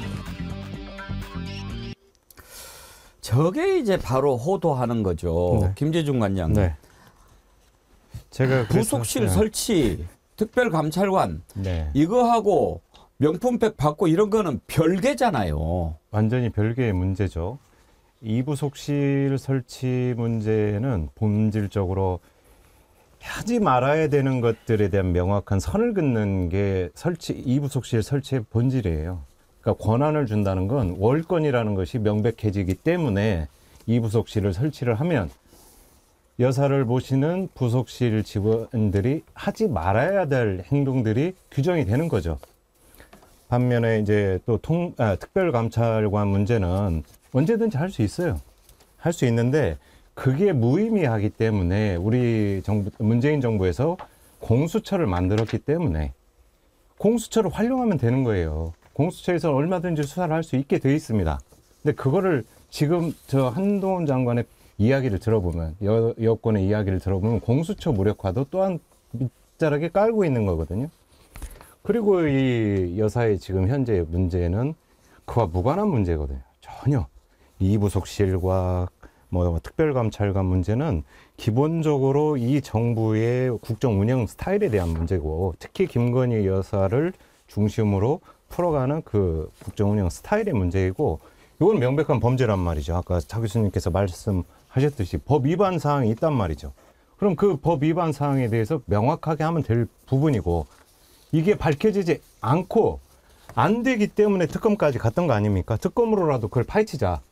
국민이 원하는 건 사과가 아니라 진실을 알고 싶다는 거예요. 본질을 지금 완전히 호도하고 있는 거죠. 저희가 절대로 여기서 현혹되지 말아야 될 게, 제가 일사불란이라는 표현을 썼지만 저들의 행태를 보면 정말 일사불란하게 국민을 호도하겠다. 거의 모든 여권 인사의 표현을 보면 함정 몰카라는 표현을 쓰고 있어요. 예, 계획된 거 맞다. 그러니까 이거 자체 물타기를 계속 하고 있는 거니까 우리 야당도 그렇고 언론이 이 부분에 대해서 절대로 현혹되지 말아야 된다. 국민이 알고자 하는 것은 사과가 아니라 진실이다. 사과로 끝낼 문제가 아니다. 저는 다시 한번 말씀드리겠습니다. 함정 몰카 하는데요. 그게 어떻게 본질이 되겠습니까? 그런데 함정 몰카라 하더라도요. 한동훈 장관 검사 출신이죠. 김웅 의원 여러분 잘 아시죠? 검사 출신입니다. 김웅 의원이 이런 글을 올렸어요. 제가 소개를 좀 해드릴게요. 1980년대 초 FBI 수사관이 아랍의 부자로 가장해서 미국 유명 정치인과 공무원에게 뇌물을 건네주고 이를 몰래카메라로 촬영한 앱스캠 사건이 터졌다. 가장 유명한 함정 수사 사례지만 미국 법원은 몰카에 찍힌 정치인에게 모두 유죄를 선고했다. 뇌물죄 특성상 증거를 잡기 어렵고 이러한 수사로 예방 효과를 거둘 수 있기 때문이다. 함정 취재 역시 비열하고 상스러운 작태지만 위법하다란 반박만으로 대처하는 것은 설득력이 부족하다. 진솔한 사과와 청탁금지법상의 조치가 반드시 이루어져야 한다. 이렇게 얘기했습니다. 김준혁 교수님, 이번에 김웅 의원은 총선 불출마 선언했기 때문에 뭐 수도권에 지금 뭐 나가면 죽는다 이런 거하고는 좀 다른 상황인데도 함정 몰카 뭐 이런 거 가지고 지금 넘어가려고 해서는 안 된다. 같은 검사 출신으로서 정면 반박하는 거 아닙니까? 그렇죠. 뭐 김웅 의원은 검사 시절에 그 검사내전이라고 하는 책도 쓸 정도로 당시에 검찰 내부의 어떤 나름대로의 어떤 민주화에 대한 이야기를 했던 사람 아니었습니까? 지금 그 한동훈 지금 이제 비대위원장이죠. 그 뭐 몰카 이야기 하는데 아니 한번 물어보고 싶어요. 옛날 최순실 국정농단 때 그때 TV조선이 몰카 설치하지 않았습니까?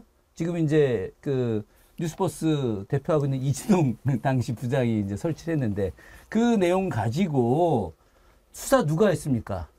아, 윤석열 수사팀장하고 한동훈 당시 검사가 당시 수사팀으로 그거 조사하지 않았습니까?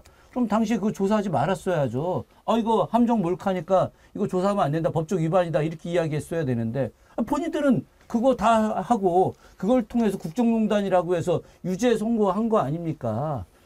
앞과 뒤가 다르잖아요. 그때는 맞고 지금은 틀리다 그러면 안 되지 않습니까? 잣대가 같아야 되는데 아니 잣대가 다른 게 적용하는 사람이 지금 정치한다고 하면 말이 안 되는 거죠. 국민들이 다 압니다. 이제는요. 그쪽만 70년대 80년대에 머물러 있지 국민들은 이미 2024년에 와 있습니다. 많이 겪었고 많이 속아봤고 많이 당해봤습니다. 그런 생각으로 우리 국민들 대해야 때가는 큰 코 다칠 겁니다. 그렇죠? 그럼요.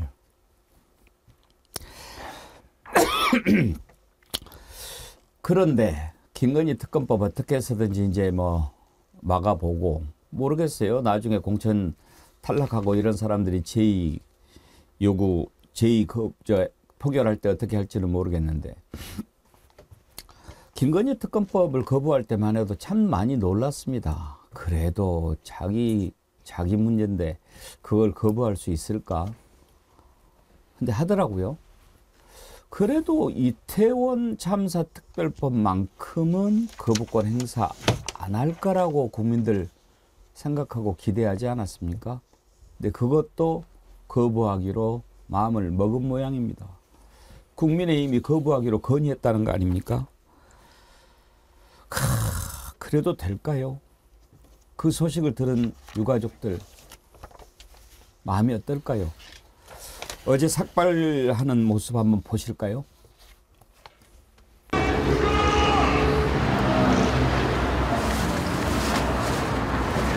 아니, 정 주인님의 어머님.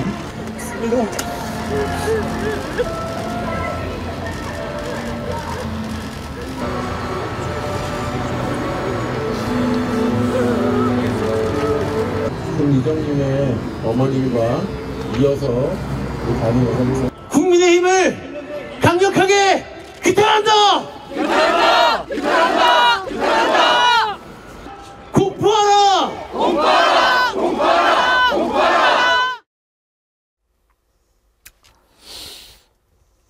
예. 희생자 가족 한 분의 말씀도 들어보겠습니다.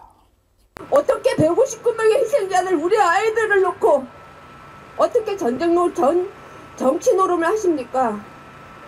오늘 출산 장려 정책을 내놓는다고 하더군요. 아이 낳지 마십시오. 이 나라에서 살 수 없습니다.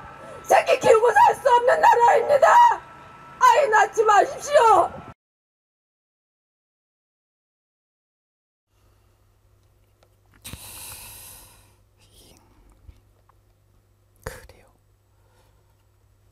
어떤 분이 말씀하시겠습니까? 제가 좀 간단하게 말씀 좀 드리죠.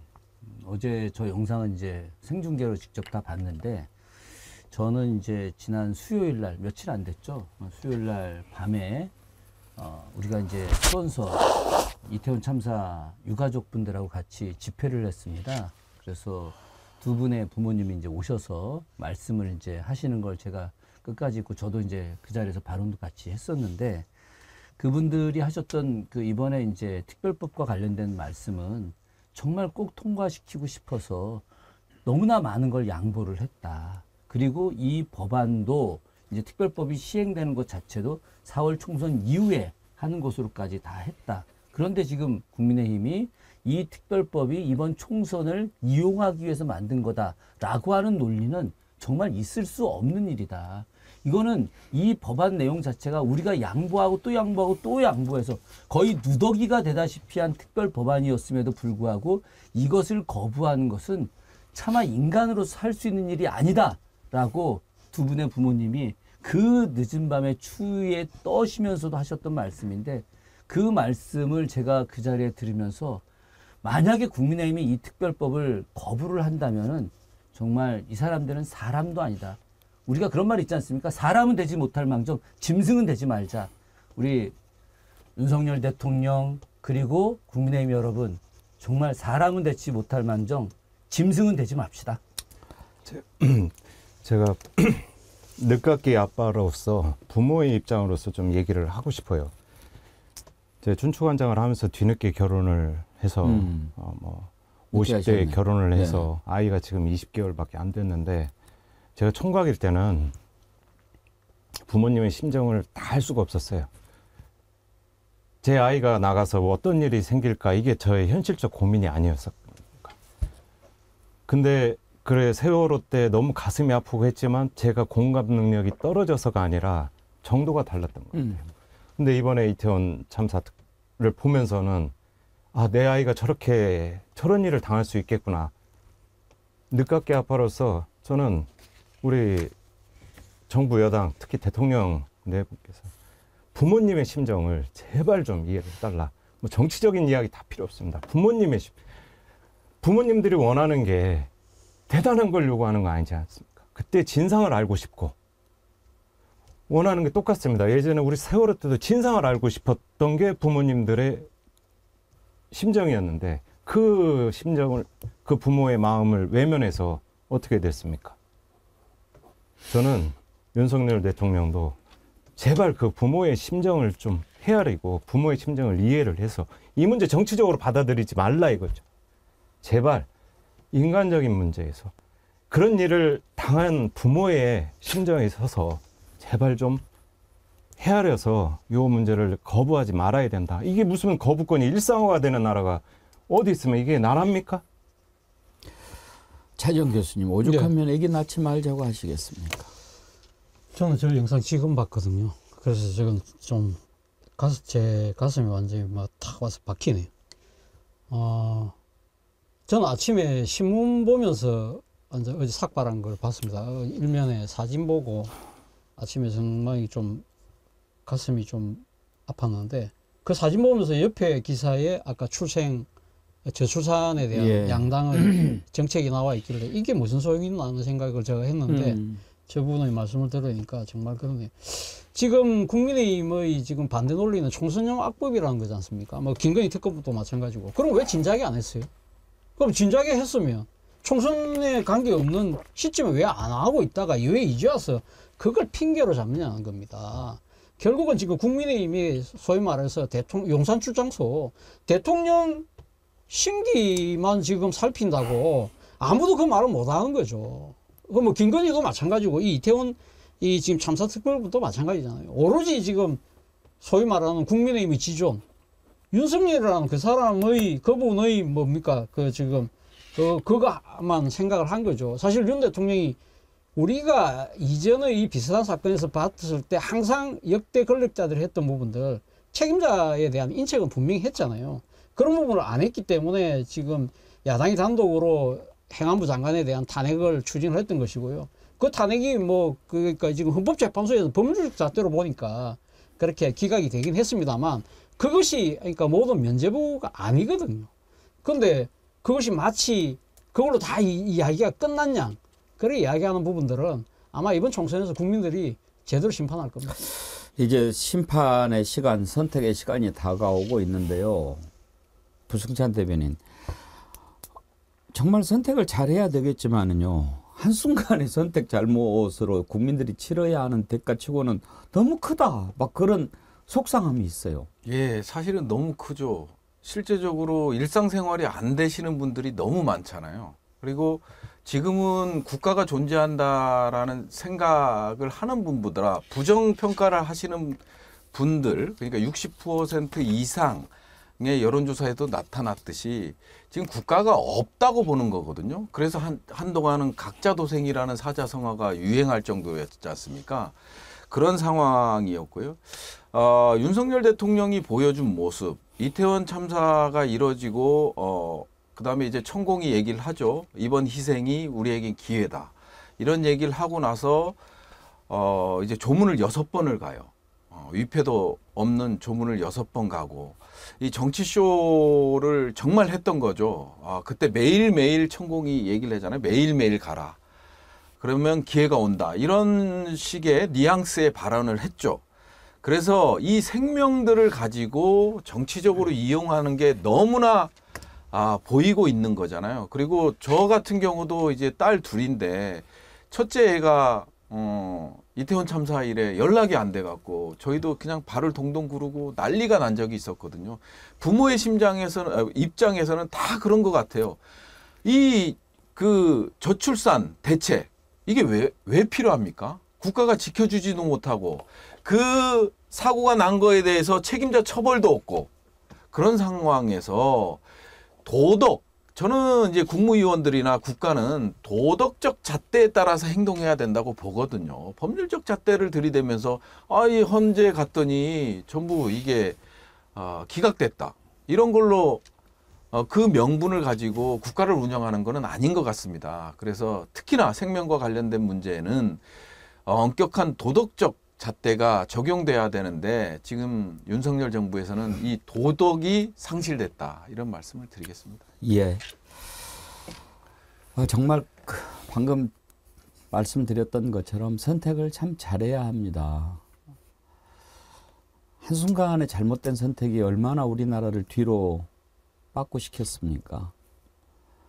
어떻게 이루어낸 민주화인데 어떻게 만들어낸 대한민국인데 지금 이 모양이 됐습니까? 선택을 잘해야 합니다. 선택을 못하면 그거 다 우리들이 책임져야 되는 일이 되거든요. 저는 왜 국민들의 분노가 이렇게 하늘 높이 치솟을까 생각하면서 그런 결론을 내렸습니다.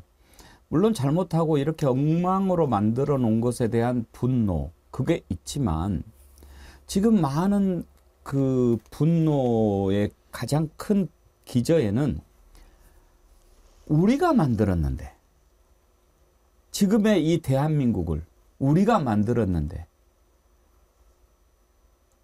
우리가 거리에 나가서 최루탄 가스 맞아가면서 그 수많은 젊은이들의 희생 지켜봐가면서 우리가 만들어냈는데 그걸 이렇게 만들어 버렸다니, 그것에 대한 분노, 박탈감, 그런 것들이 지금의 분노의 본질이 아닌가 그런 생각을 하거든요.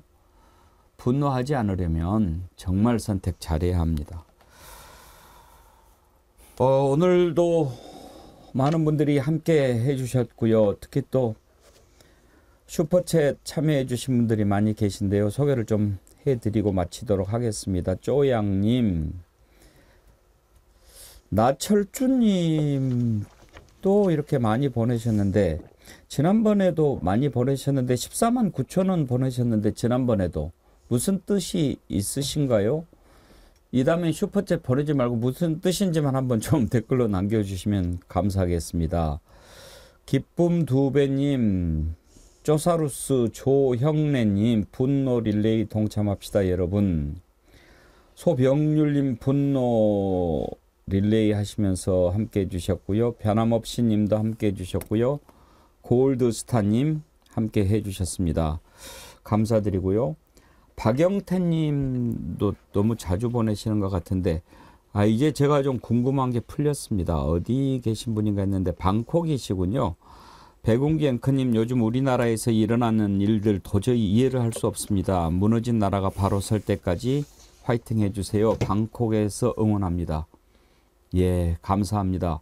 멀리 태국에서 이렇게 성원해 주시고 함께 해 주시니 감사드립니다. 천명님, 탄행님 또 슈퍼챗 함께 보내주셨습니다. 산삼순백님도 무슨 의미가 있으신 것 같은데요. 10만 33 거짓과 불공정이 몸에 밴 사람들 어찌해야 할까요? 이렇게 보내주셨는데 산삼순백님도 슈퍼챗 자주 보내주시고 또 메시지를 함께 해주시는데 제가 얼른 해석을 못해서 제가 좀 둔탱입니다. 이해해 주십시오. 그런 것 좀 설명을 함께 해주시면 이 둔탱이가 이해하는 데 좀 도움이 될 것 같습니다. 함께 해주신 분들께 감사드리고요. 끝으로 오늘 금요일인데요. 상강뜰 지국장이 만들어 보내주신 정어리 만평 감상하고 끝내도록 하겠습니다. 한번 보실까요? 정치 생명을 걸고 여사님의 악마를 막는 나는 토룡이. 오나의 토룡아. 지금부터 나의 1타 3피권법을 펼치겠다. 부탁드리겠습니다. 앞으로 우리 국민의힘에서는 험지라는 말이 이 순간부터는 사라져요. 다른 집 돌멩이를 제거한다고? 아니야. 1타 권법. 우리 집 돌멩이를 제거해야지. 제가 온몸으로 돌덩이를 치우겠습니다. 토룡이가 낙선하면 불쌍하냐고? 아니야. 2타 권법. 토룡이가 떨어져야 라이벌이 제거되지. 토룡이가 나이 동료냐고? 아니야. 3타 권법. 이제는 나의 꼬붕이야. 귀여운 뺀질이 내가 곧 용산권법으로 제거해주마. 예, 상강뜰의 정어리 만평 함께 하셨는데요. 재밌게 보셨습니까? 저렇게 좋은 영상 만들면 저희한테 보내주십시오. 상강뜰 정어리 만평은 저희 홈페이지를 통해서도 다시 보실 수 있고요. 방금 들은 음성 좀 이상하지요? 바로 AI 음성입니다. AI가 저렇게 음성을 넣었다고 합니다. 그리고 지금 이렇게 쇼츠 동영상 만들어서 함께 해주시는 분들 많으신데요. 저희가 지금 이런 계획을 하나 세우고 있습니다. 우리 함께 해주시는 분들 전국 각지뿐만 아니라 지난번에 조사를 해봤더니 세계 40개 나라에서 함께 하고 계시던데요. 총선을 앞두고 각 지역 특파원들을 조금 모집을 할까 합니다. 그래서 지역 민심을 생생히 듣는 그런 순서를 좀 마련해 보려고 하는데 저희가 정리가 되는 대로 한번 홈페이지나 방송을 통해서 공고하도록 하겠습니다. 지역 소식을 생생하게 전해 주실 수 있는 애청자님들 계시면 저희가 지역 특파원으로 임명을 해서 좀 지역 사정 자세히 직접 만나는 분들이니까 어느 누구보다도 그 지역 민심 제대로 전달해 주실 수 있지 않겠습니까? 그런 계획을 짜고 있으니까요. 정리되면 말씀드리겠습니다. 그리고 구독자 증가세를 보면 주말에 좀 많이 올라갑니다. 왜 그런가 봤더니 주말에 많은 분들 만나시는데 거기서 이렇게 정어리TV 백운기의 정치 1번지 얘기하면서 권유하시는 분들이 꽤 많은가 보더라고요. 감사드립니다. 이번 주말에도 만나는 사람마다 함께 깨어있자라고 하면서 깨어있는 백운계 정어리TV 구독 많이 권유해 주시기 바랍니다. 여러분이 만들어가는 백운기의 정치 1번지 백운기의 정어리TV는 여러분이 주인입니다. 함께해 주신 네 분 패널 김준혁 교수님, 부승찬 대변인, 김재중 관장님, 차정 교수님 네 분 건강한 주말 보내십시오. 고맙습니다. 감사합니다. 다음 주 월요일 오전 11시에 다시 찾아뵙겠습니다. 건강한 주말 보내십시오. 감사합니다.